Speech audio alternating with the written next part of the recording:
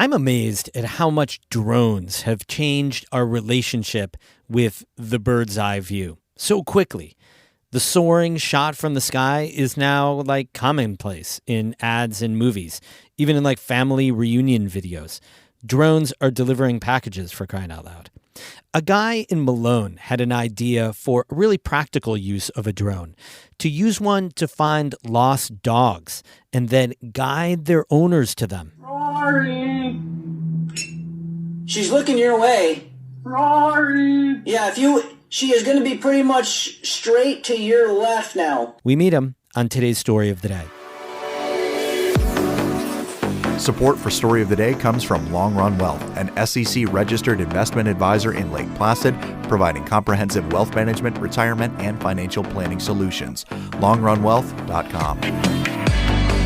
Hey, I'm David Sommerstein. It's Wednesday, March 13th. First up, more details and reaction are emerging regarding a Netflix documentary about a former boarding school in Ogdensburg. St. Lawrence County District Attorney Gary Pasqua announced Monday he's launched an investigation into the academy at Ivy Ridge. Pasqua says he's received a flood of complaints alleging abuse at the school. He urged the public to be patient while his office investigates the claims and not harass people who worked at the school. I understand that when allegations of this nature come forward, especially in a documentary like this, that includes documents and video and things of that nature, it's going to elicit a reaction in people. The documentary called The Program, Cons, Cults, and Kidnappings dropped last week on Netflix. It alleges students at Ivy Ridge suffered mental, physical, and sexual abuse. The state attorney general fined the school in 2005 after a student riot. A letter acquired by WWNY-TV shows the State Department of Education had academic, health, and safety concerns about the school in 2006, but Ivy Ridge didn't close until 2009. St. Lawrence County DA Gary Pasqua also urged the public not to trespass on the Ivy Ridge property. Ice coverage on the Great Lakes reached a historic low this winter. That's according to a new report from the National Oceanic and Atmospheric Administration. Catherine Wheeler reports the low ice affects everything from animals and people to the shoreline. NOAA's Great Lakes Environmental Research Laboratory said the winter began with warm temperatures, and that slowed ice formation. Then there weren't enough cold days in January to make the ice coverage grow. This year, ice levels peaked in the third week of January, with 15 to 20% coverage across all of the Great Lakes. Historically, it peaks in late February or early March, with about 53% coverage. The Great Lakes Lab says ice levels hadn't been that low in February since they began collecting records in the 1970s. As of this week, there's no ice on Lake Ontario and only a little in the far northern Great Lakes.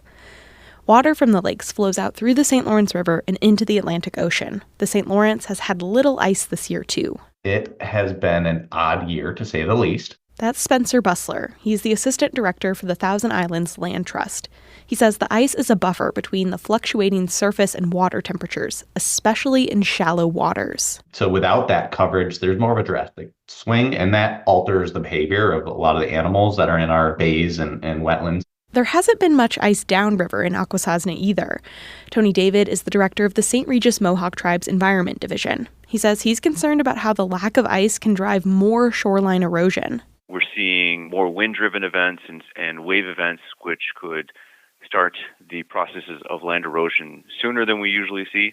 So from my perspective, we could be dealing with more land loss along the St. Lawrence River and in some of the tributaries. He says the warmer weather this time of year, when it's usually cold, can also trigger biological events. Fish might migrate upriver and spawn much sooner than normal, and that could influence how successful the offspring are at surviving. David says the lack of ice also affects people. Not only does it impact communities along the river who depend on tourism from ice fishing and winter sports, it's also changing how people get around in Akwesasne and the islands sprinkled through the St. Lawrence River. A lot of people use those islands year-round, and those ice roads they use to access the islands, they were pretty much non-existent this year, or if they were, certainly was not a very safe condition. And that's just a matter of public safety for us. For generations, we've depended on ice roads to travel the St. Lawrence River, to access fishing locations, and to access the islands. David says climate change is going to disrupt a lot of things we're used to, and communities have to start planning for how we can adapt. Catherine Wheeler, North Country Public Radio.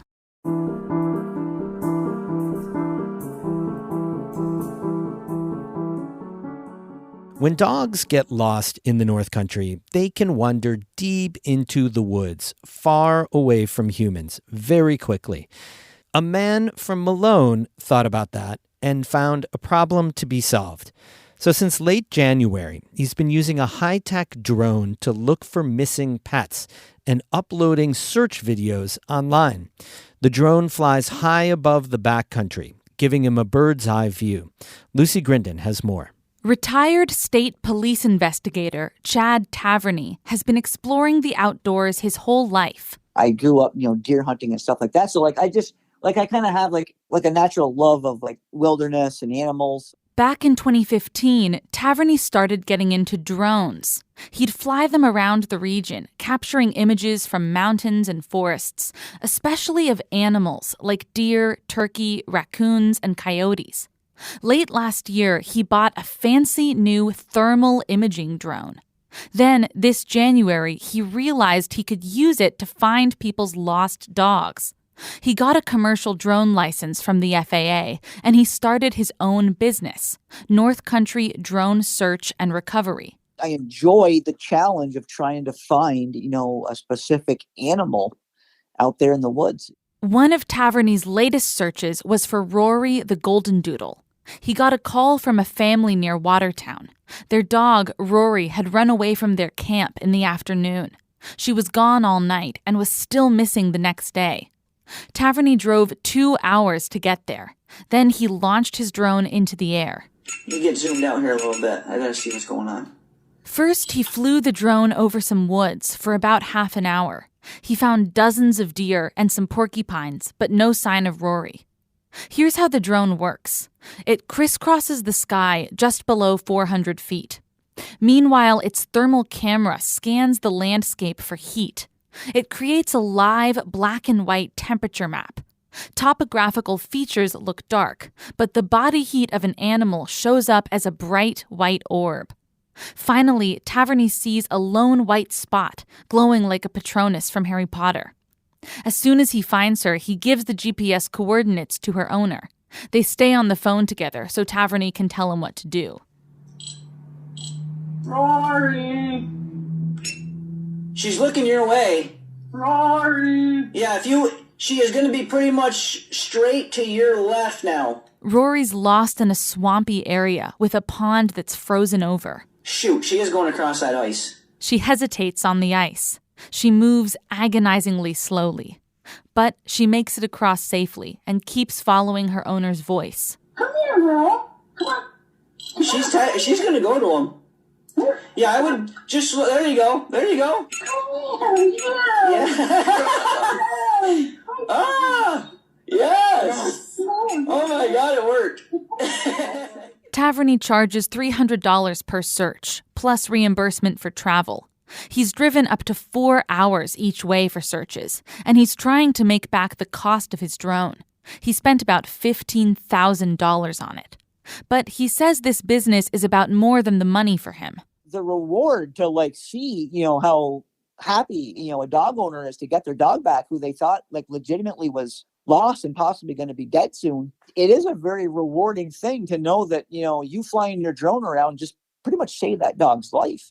And he loves doing it. As a retired person, I can spend 11 hours of my time sitting at home doing not much else, or I can spend that 11 hours traveling for the day and, trying to go find somebody's dog and having fun for several hours flying my drone. To me, it's like a win-win situation. Taverny says the thermal drone is great for searching all kinds of remote country. In less than 2 months, he's rescued 7 dogs, some of them days after they'd gone missing. He plans to keep helping people in the region find their four-legged friends. Lucy Grindon, North Country Public Radio. We have more news all the time on our website, ncpr.org. Music today by Lost in Beijing of Keene and Ben Sharon of Watertown. I'm David Summerstein, North Country Public Radio.